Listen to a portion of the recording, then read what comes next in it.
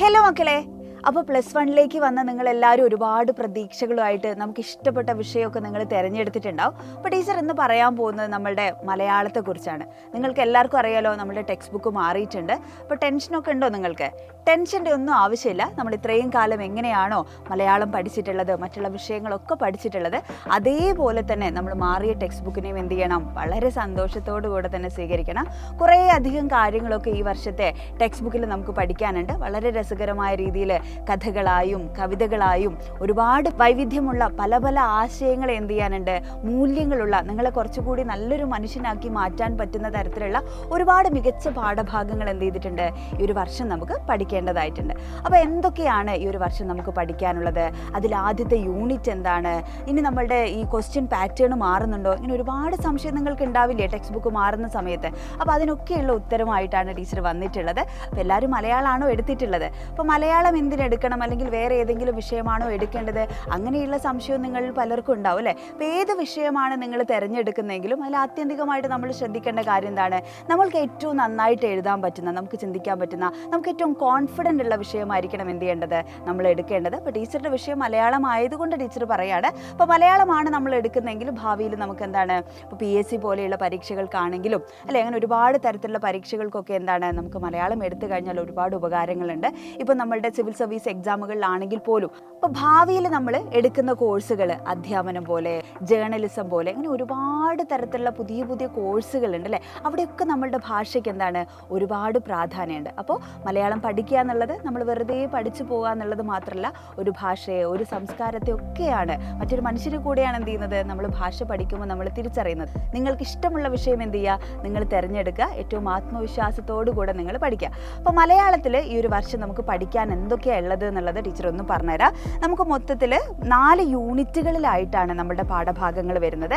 ആദ്യത്തെ യൂണിറ്റ് മധുരം മനോജ്ഞം ജീവിതം എന്നാണ് ആദ്യത്തെ യൂണിറ്റിൻ്റെ പേര്. 10ാം ക്ലാസ്സിൽ നമ്മൾ പഠിച്ചതുപോലെ തന്നെ ഒരു യൂണിറ്റ് ഉണ്ടാവും. ആ യൂണിറ്റിന് ഒരു പ്രവേശകമുണ്ടാവും. ആ പ്രവേശകവും നമുക്ക് ചോദ്യത്തിന് സാധ്യതയുള്ള ഒന്ന് തന്നെയാണ് കേട്ടോ. അത് ചിലപ്പോൾ കവിതയാവാം, കഥയാവാം അല്ലെ, അതിൻ്റെ ഓതറയും നമ്മൾ പഠിക്കേണ്ടി വരും. ആ ഒരു പ്രവേശകം അല്ലെങ്കിൽ ആ യൂണിറ്റുമായി ബന്ധപ്പെടുന്നതായിരിക്കും നമുക്കുള്ള പാഠഭാഗങ്ങൾ. അപ്പോൾ ആദ്യത്തെ യൂണിറ്റിൽ നമുക്ക് 4 പാഠഭാഗങ്ങൾ പഠിക്കാനുണ്ട്. ആശ എന്ന് പറയുന്നതാണ് ആദ്യത്തെ പാഠഭാഗം. മരപ്പാവകൾ, in wonder lightning and rain എന്ന് പറയുന്ന ചാപ്റ്റർ, വിശപ്പ്. ഇത്രയുമാണ് ആദ്യത്തെ യൂണിറ്റിൽ നമുക്ക് പഠിക്കാനുള്ളത്. രണ്ടാമത്തെ യൂണിറ്റ് ഭാഷയും സൗന്ദര്യം എന്ന് പറയുന്ന യൂണിറ്റാണ്. അതിൽ എൻ്റെ രാഷ്ട്രീയം, കവിതയുടെ ഭാവലോകം, മറിയം എന്നിങ്ങനെ 3 പാഠഭാഗങ്ങളാണുള്ളത്. മൂന്നാമത്തെ യൂണിറ്റ് ആസ്വാദനത്തിൻ്റെ അടരുകൾ എന്ന് പറയുന്ന യൂണിറ്റാണ്. അതിൽ ഉശിരൻ, ഏകാന്തതയുടെ മഹാതീരം, ഒറ്റാലിൽ പിടയുന്ന സംസ്കാരം. 4ാമത്തെ യൂണിറ്റ് അറിവ് നടന്ന വഴികളാണ്. ആഭാക്കി, നവോത്ഥാനത്തിൻ്റെ പാഠങ്ങൾ, ജാതി ലക്ഷണം, സാംസയുടെ ലൈബ്രറി. ഇത്രയും പാഠഭാഗങ്ങൾ മാത്രമാണ് നമുക്ക് ഈ ഒരു വർഷം, ഈ ഒരു അക്കാഡമിക് ഇയറിൽ മലയാളത്തിൽ നമുക്ക് പഠിക്കാനുള്ളത്. ഇനി നമുക്ക് ആദ്യത്തെ യൂണിറ്റ് കൂടെ എന്ത് ചെയ്യാം, ഒന്ന് പരിചയപ്പെടാം. ആദ്യത്തെ യൂണിറ്റിൻ്റെ പേരെന്തായിരുന്നു? മധുരം മനോജ്ഞം ജീവിതം എന്നാണ് നമ്മുടെ ആദ്യത്തെ യൂണിറ്റിൻ്റെ പേര്.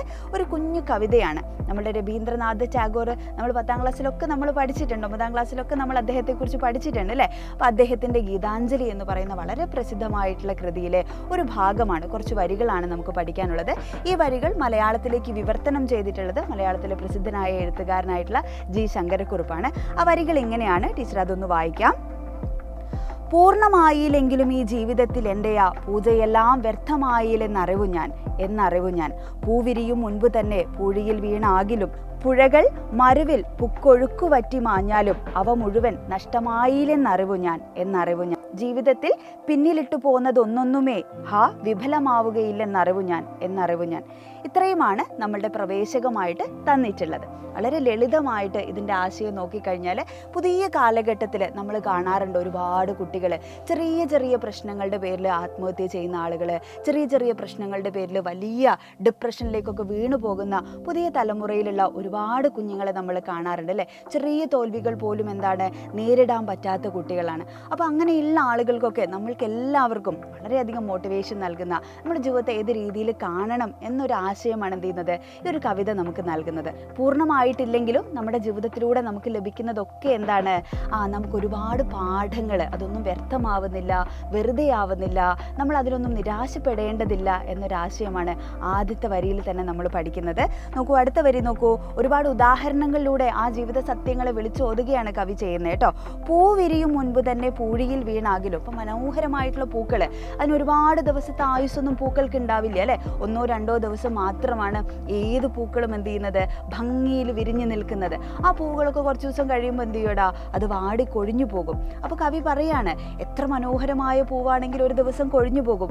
അതേപോലെ പുഴകൾ, ഒരു കാലത്ത് വളരെ സമൃദ്ധിയിൽ ഒഴുകിയിരുന്ന ശാലമായ പുഴകളൊക്കെ ഒരു കാലഘട്ടത്തിൽ എന്ത് ചെയ്യുന്നു, വറ്റി വരണ്ടില്ലാതാവുമെന്ന് പറയാണ്. പക്ഷെ ഇങ്ങനെയൊക്കെ ആയിപ്പോയാലും അവ മുഴുവൻ നഷ്ടമായില്ലെന്നറിവ് ഞാൻ, അല്ലെ. ഇതൊക്കെ നശിച്ചു പോയാലും ഇല്ലാതായി പോയാലും അതൊക്കെ നഷ്ടമല്ല എന്ന് കവി തിരിച്ചറിയാണ്. അപ്പം നമ്മുടെ ഒക്കെ ജീവിതത്തിൽ അങ്ങനെയല്ലേ. ഇപ്പം മനോഹരമായൊരു പൂവ്, അത് പൂവായി വിരിഞ്ഞ് കൊഴിഞ്ഞു പോയാലും എന്താണ്, അത് ഒരു ദിവസമെങ്കിൽ ഒരു ദിവസം എന്ത് ചെയ്യുന്നുണ്ട്, വളരെ മനോഹരമായ രീതിയിൽ കാണുന്ന ആളുകൾക്ക് മുഴുവൻ മനസ്സിന് സൗന്ദര്യവും കുളിർമയും നൽകിയിട്ടാണ് എന്ത് ചെയ്യുന്നത്, അത് കൊഴിഞ്ഞു പോകുന്നത്. ഇപ്പോൾ മനോഹരമായി ഒഴുകിക്കൊണ്ടിരുന്ന സമൃദ്ധമായൊരു പുഴയാണെങ്കിൽ പോലും എന്താണ്, അത് ഒഴുകിയിരുന്ന കാലത്ത് മനുഷ്യന് അല്ലെ ജലമായിട്ട്, മനുഷ്യന് മാത്രമല്ല അനേകം ജീവജാലങ്ങൾക്ക് ജീവജലമായും അല്ലെ നമുക്ക് കുളിക്കാനും കൃഷിക്ക് വേണ്ടിയും അങ്ങനെ എല്ലാ തരത്തിലുള്ള സമൃദ്ധിയും നിലനിർത്തിക്കൊണ്ടാണ് ഒരു കാലഘട്ടത്തിൽ ആ പുഴ ഒഴുകിയിരുന്നത്.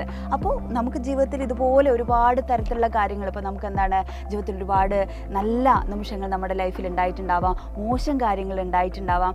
ഇതൊന്നും എന്തല്ല, ശാശ്വതമല്ല അല്ലെ. ഒരു കാലം കഴിയുമ്പോൾ അതൊക്കെ കടന്നു പോകും എന്ന് വിചാരിച്ച് നമുക്ക് ലഭിച്ചിട്ടുള്ള നല്ല കാര്യങ്ങളെയും മോശം കാര്യങ്ങളെയും ഒക്കെ എന്ത് ചെയ്യണം, നമ്മുടെ ജീവിതത്തിലുള്ള മുതൽക്കൂട്ടായിട്ട് നമ്മൾ എടുക്കണം എന്ന് പറയുന്ന വളരെ മനോഹരമായിട്ടുള്ള, നിങ്ങൾ ആലോചിച്ച് നോക്കൂ അല്ലെ, എത്ര പോസിറ്റീവായിട്ടുള്ളൊരു കാര്യമാണത്. നമ്മളൊക്കെ കുഞ്ഞു കുഞ്ഞു കാര്യങ്ങൾ വരുമ്പോൾ തന്നെ എന്ത് ചെയ്യാറുണ്ട്, സങ്കടപ്പെട്ട് ഡിപ്രഷനിലായി പോകാറുണ്ട് അല്ലേ. അപ്പം അങ്ങനെയൊന്നും നമ്മൾ ജീവിതത്തെ കാണേണ്ടതില്ല. അപ്പം മോശം കാര്യങ്ങളാണെങ്കിൽ നമുക്കതൊരു പുതിയ പാഠമാണ്. അപ്പോൾ നമ്മളൊരാൾ പറ്റിക്കുകയാണെങ്കിൽ അല്ലെങ്കിൽ ഒരു മോശം അനുഭവം ഒരാളിൽ നിന്ന് ഉണ്ടാവുകയാണെങ്കിൽ അത് നമ്മുടെ ജീവിതത്തിൽ ഏറ്റവും വലിയൊരു പാഠമാണ്. ഇനി ഒരു അവസരം അങ്ങനെ വരുന്ന സമയത്ത് എന്ത് ചെയ്യും, നമ്മൾ 2-3 തവണ ആലോചിക്കും അല്ലേ. അപ്പോൾ നല്ലൊരു അനുഭവമാണെങ്കിൽ എന്താണ്, അതെല്ലാ കാലത്തും നമുക്ക് ആനന്ദം നൽകുന്ന ഒരു അനുഭൂതിയായിട്ട് അത് മാറും നമ്മുടെ മനസ്സിൽ.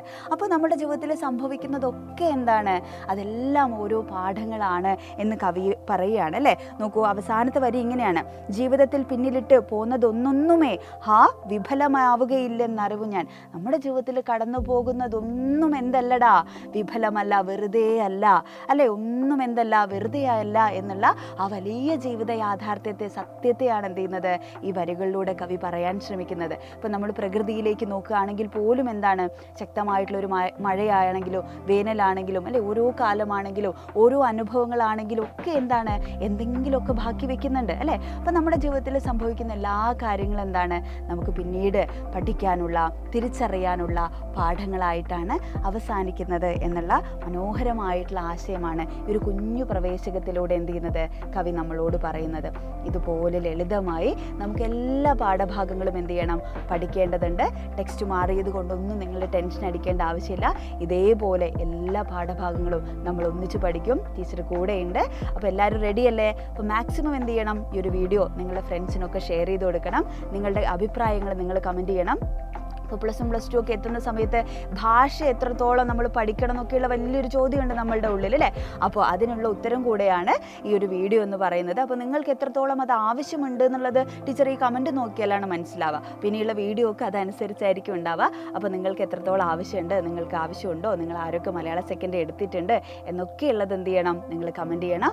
സെക്കൻഡ് ലാംഗ്വേജ് മലയാളമായിട്ട് എടുത്തിട്ടുള്ള ഫ്രണ്ട്സിനൊക്കെ ഈ വീഡിയോ ഷെയർ ചെയ്ത് കൊടുക്കുകയോടെ വേണം. അപ്പോൾ ടെൻഷനൊന്നും ആവേണ്ട, അടിപൊളിയായിട്ട് എന്ത് ചെയ്യും, നമ്മൾ ഈ മാറിയ പുസ്തകവും സൂപ്പറായിട്ട് ഫുൾ മാർക്ക് കിട്ടുന്ന രീതിയിലേക്ക് നമ്മൾ പഠിക്കും. അപ്പോൾ വീണ്ടും കാണാം. ബൈ.